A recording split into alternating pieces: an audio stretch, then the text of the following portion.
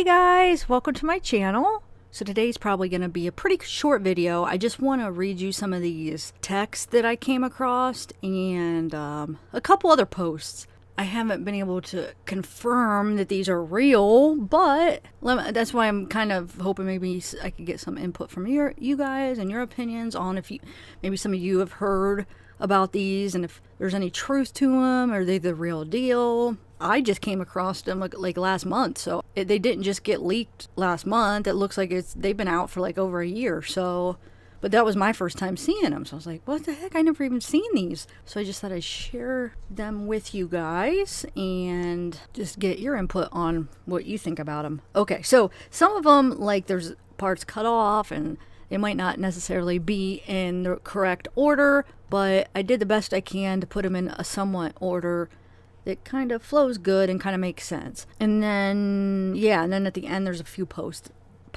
like, well, you'll see. Okay, let's start out with the first text. So David Erskine is supposedly one of the guys that found Libby and Abby. So I don't know what came before this, what the conversation was. It sounds like maybe somebody showed him a picture or something, and he said not even close, and they said, okay, so this is a sick rumor and I am sorry to have to show you this, thanks for letting me know. And he said, no, that's not her nor Libby. Abby was placed there on the ground like a doll, hood up, hands folded, wearing the same clothes as the pic from the bridge. Okay, so the next one I want to read to you is this one. So it says David, which that's the David Erskine, one of the guys that first found the girls. So it says, David, you told me you found the girls. I just want to confirm the second person with you was Ivan and the third was a lady. And he said, no, my sister's husband. And then we called 2 county deputies, Drew Yoder and Darren Ginocola. Okay, so the next one I want to share with you is this right here. Now I'm not sure what this is from here. It's not necessarily a text, it's some information. I'm not sure where it was posted, but I'll read it to you. It's kind of interesting. Okay, I figured out where it was from. It's from Reddit actually, and it looks like it's a post from Truth Tellers. So shout out to Truth Tellers. So it says, he saw something. He could not figure out what it was. There were 2 deer standing up there. As he looked up to see what it was, that is when he saw them, said Libby's grandma, Becky Patty. It was a volunteer searcher who discovered the bodies of the Delphi teens lying in the grass between a group of trees deep in the woods. He called his wife, who was with us, and said, we found them. My sister came up and she was crying and she said, I'm so sorry, said Patty. Okay, so the next text, he says, no, I'm fine. So this is another time he's answering who found them. So he says, no, I'm fine. Me and my other sister's boyfriend are the ones who found the girls Tuesday. Not much worse you can show me. So that was, I think, a response. Remember that text before where she's like, oh, I'm so sorry that, that you saw that, or that I showed you that, or whatever, that you had to see that. Whatever that person sent him when he said, oh, it was just a rumor, that's not them. So he's responding to that. Okay, so the next one, it says, so you can see this is still David Erskine. It says, coroner's report stated everything was over by 3:30, no rape. And they said, but I was told the report was not released. Becky Patty told me the families have not been told whether they were raped or not. And he said, and she lied to you? And he said, also, Libby survived until the next day. She tried to crawl away. Gosh, that's so heartbreaking.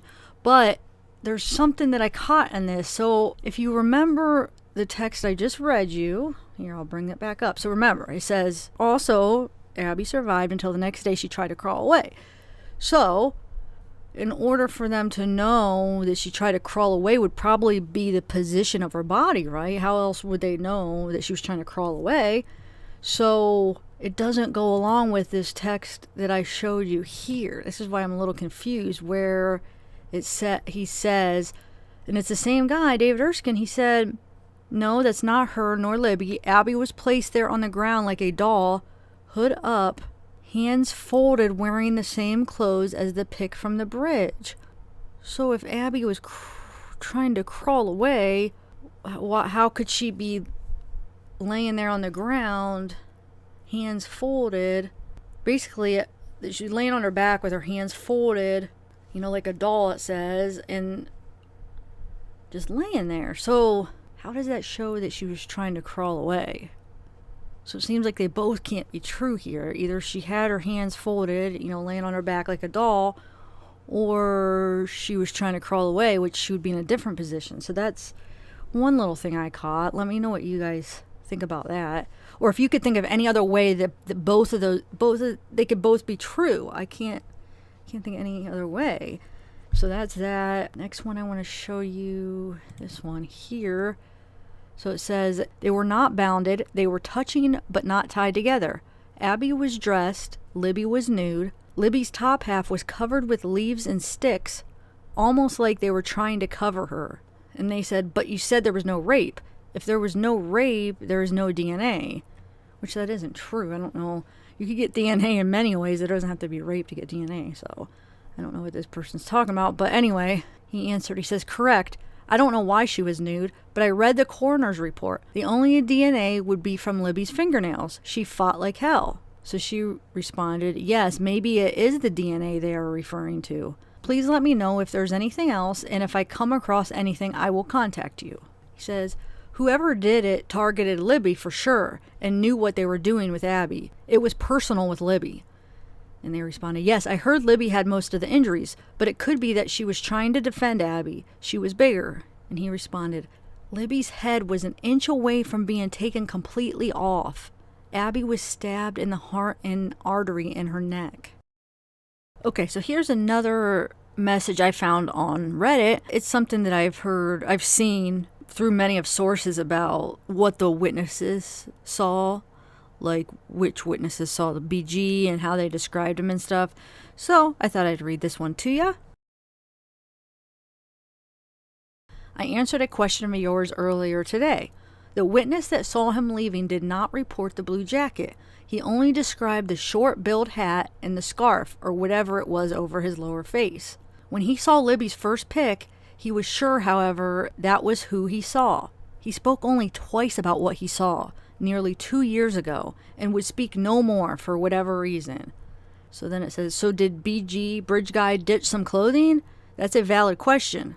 The early witness described him to law enforcement before she saw Libby's pics, exactly like the pics except the scarf. So what do you think, guys? Do you think Bridge Guy got rid of his jacket out there somewhere in those woods? I mean, because if he got blood all over it, which it's a good chance he could have, then if he had to walk out in front of everybody to get back to his car or just to get out of the park, I mean, that would draw attention if somebody had blood all over him. So maybe he did get rid of it somewhere out there.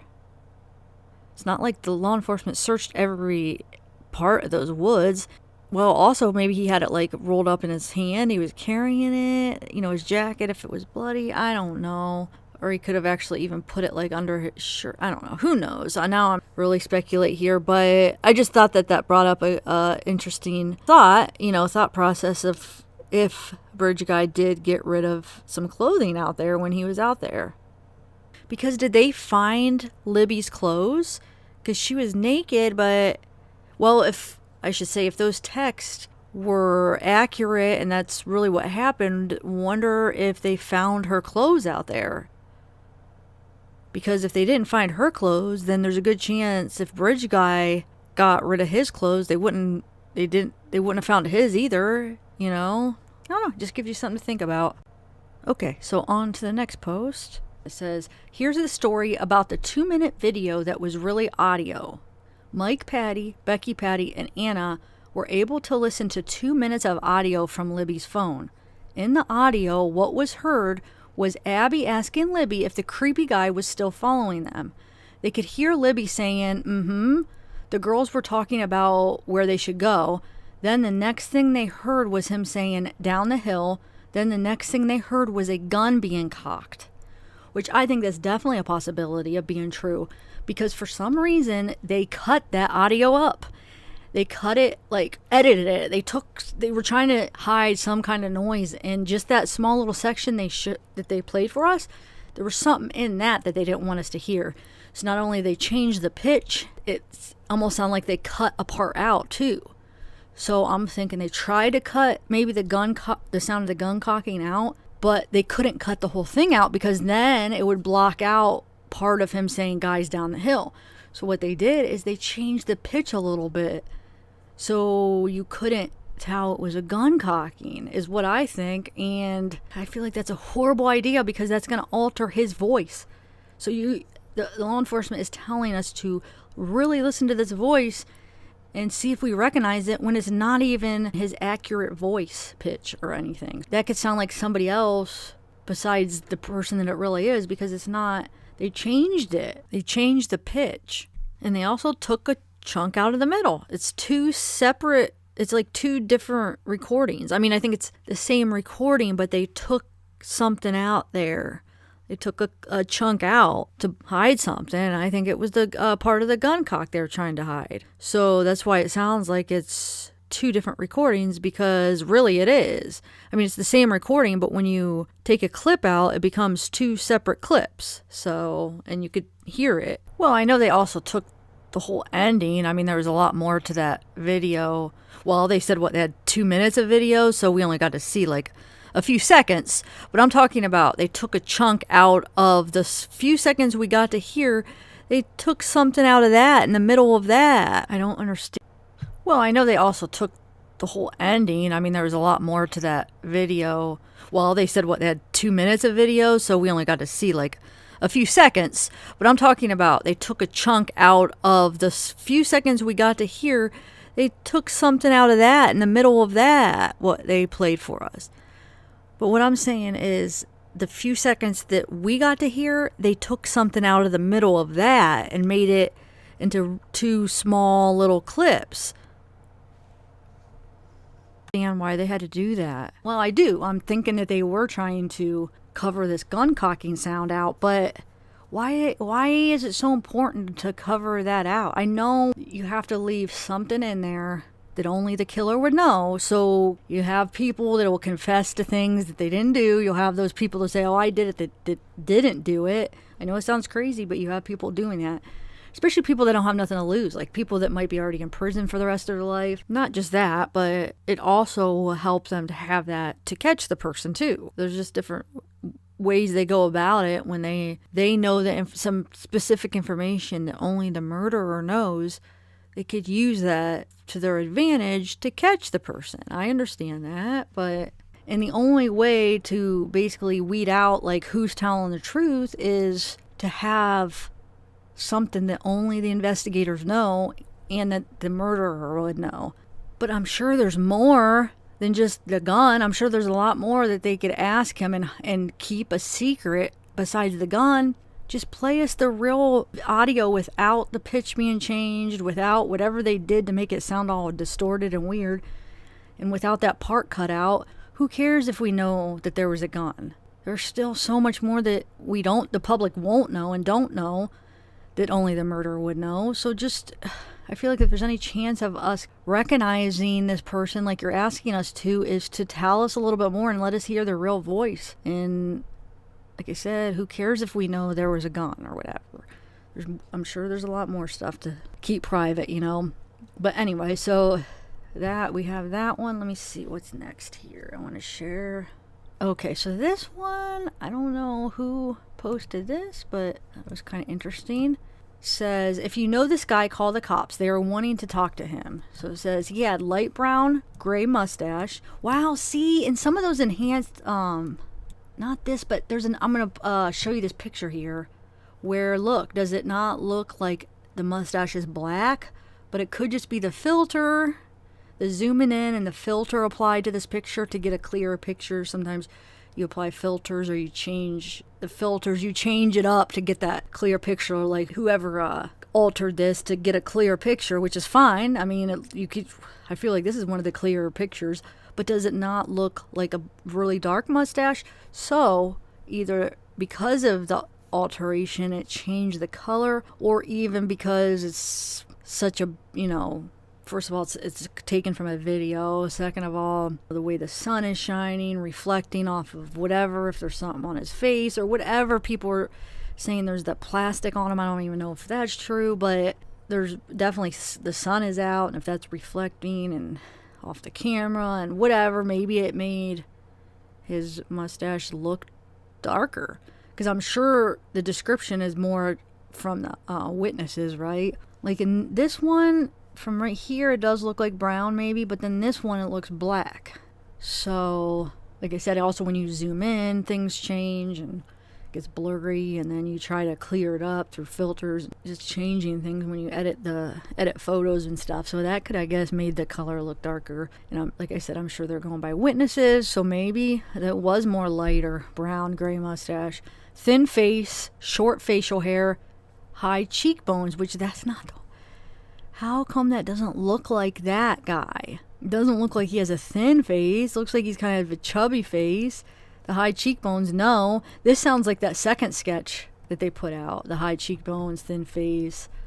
The same clothes, dirty. Had camo type cap, but height is 5'8", 5'9", maybe 160 pounds, I'd say.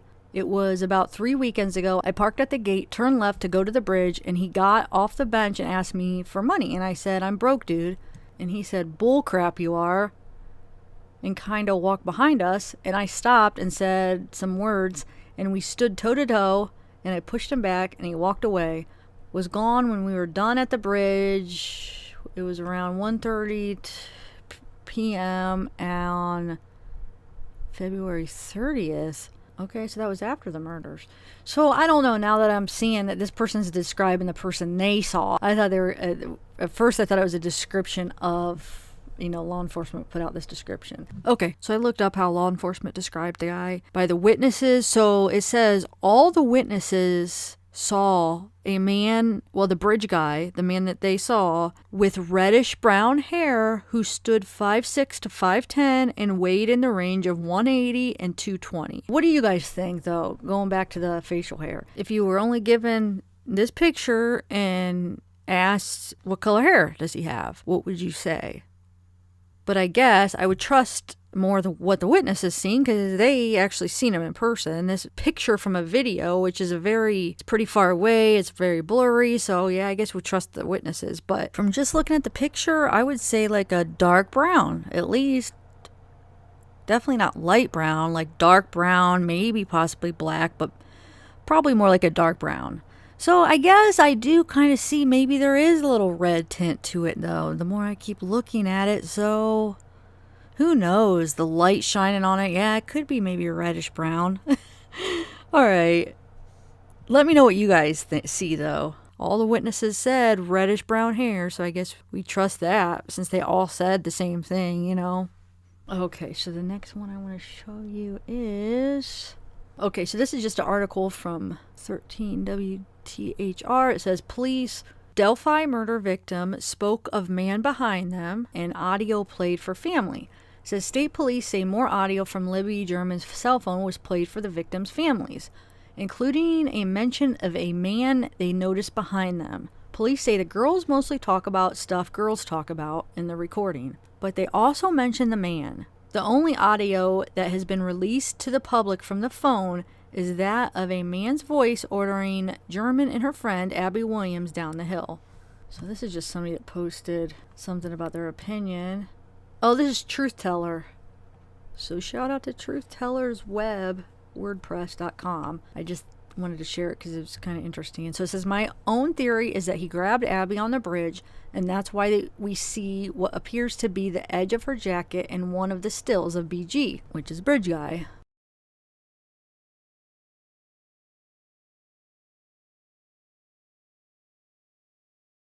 Also, this would explain why we've been told that Libby could have made a run for it, but she stayed for Abby. I think he had her on his grip, and that's how he was able to control both girls. I think that there might have been an altercation or assault of some type before they crossed the creek. Not necessarily a sexual assault, but some control maneuver. Then both girls crossed the creek with him. I do think he attacked Abby on that creek ledge. I don't know if it was to incapacitate her or if she struggled. I'm unsure. I just think there is blood pooled in that area of dirt near where the divers were searching a tree trunk in the water.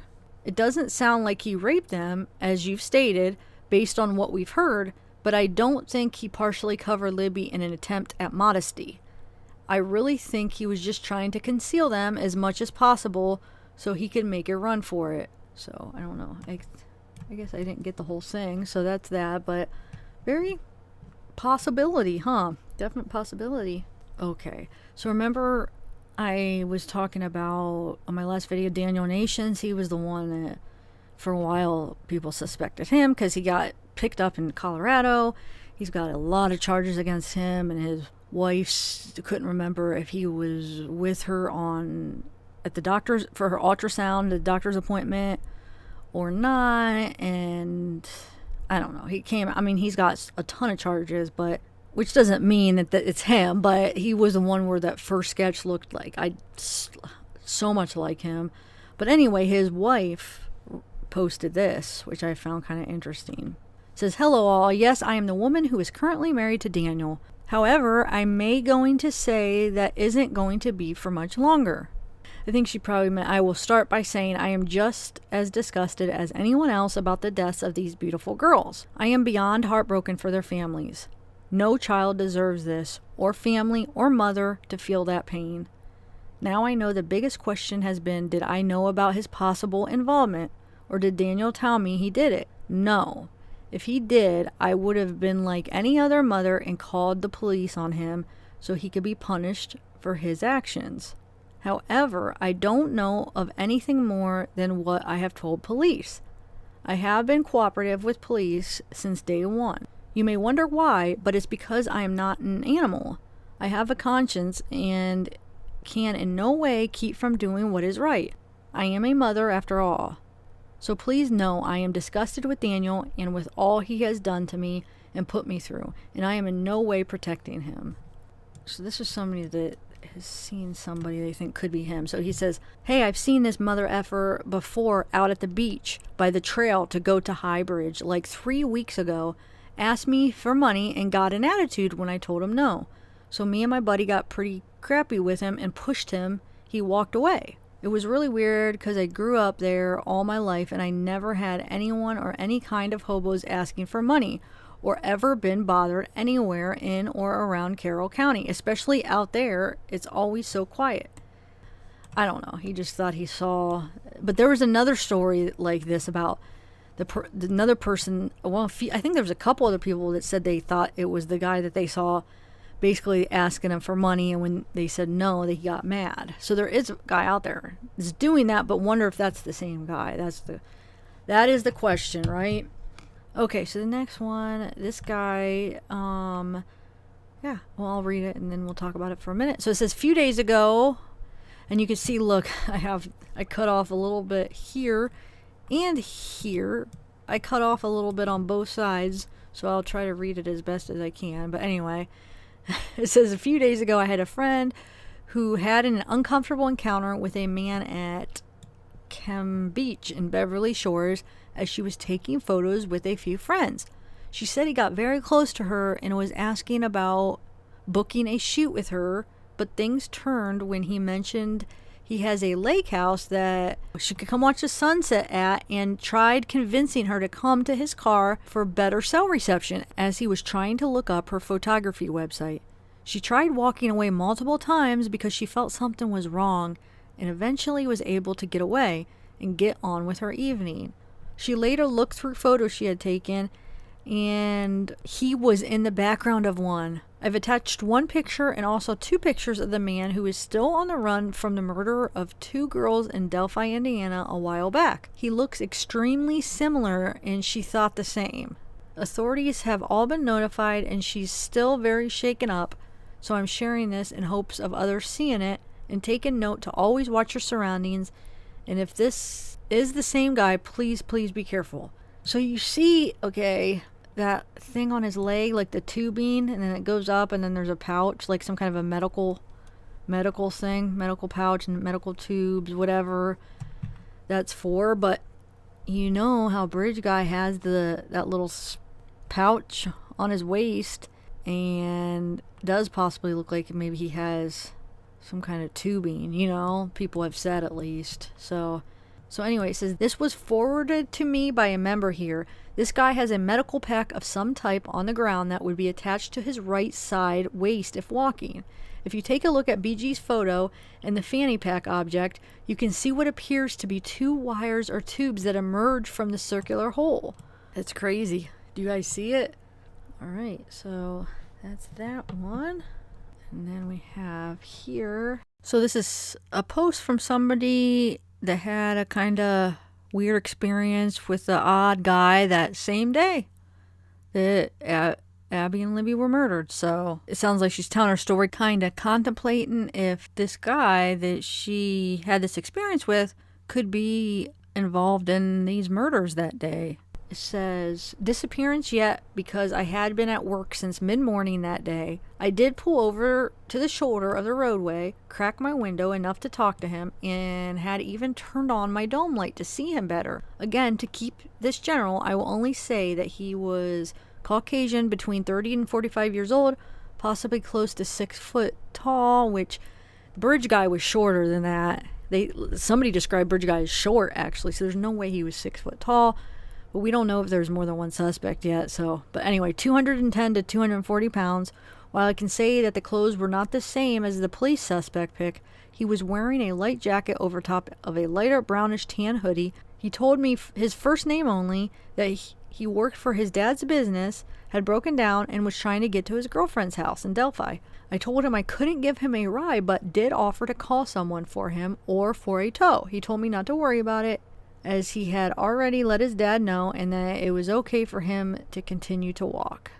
The whole time he never once made eye contact.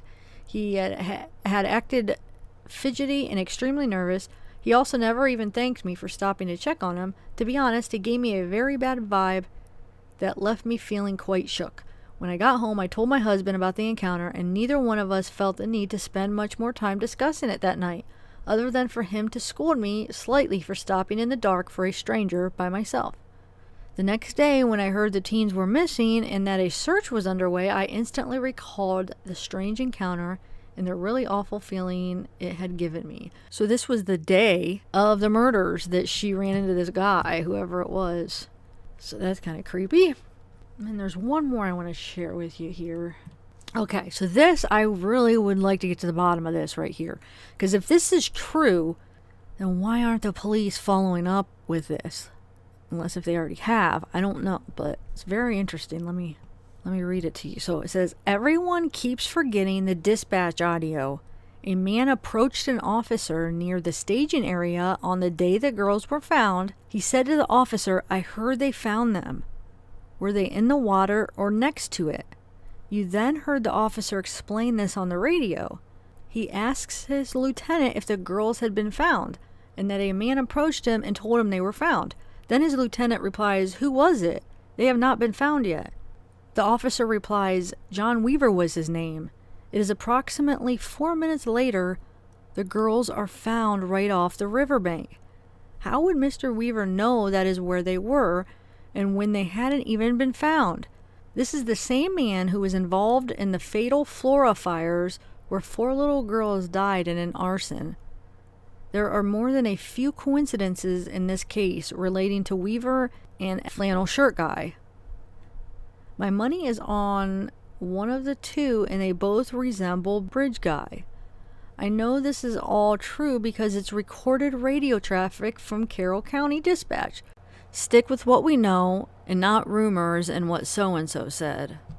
But can we get a hold of that recording? I would love to hear that freaking recording. Like, if that's true, then there's something to this, and I hope they freaking interviewed this John Weaver and got an alibi. And if they didn't, then they need to do that now. What do you guys think? It's crazy. Okay, so that's all I have for this video. I just wanted to get those out to you so maybe we could do a live and kind of discuss some of these text messages and posts and stuff and see what you guys have heard about it and what you guys think of them. So, alright everybody, hope you're having a good night and we will chat soon. Bye.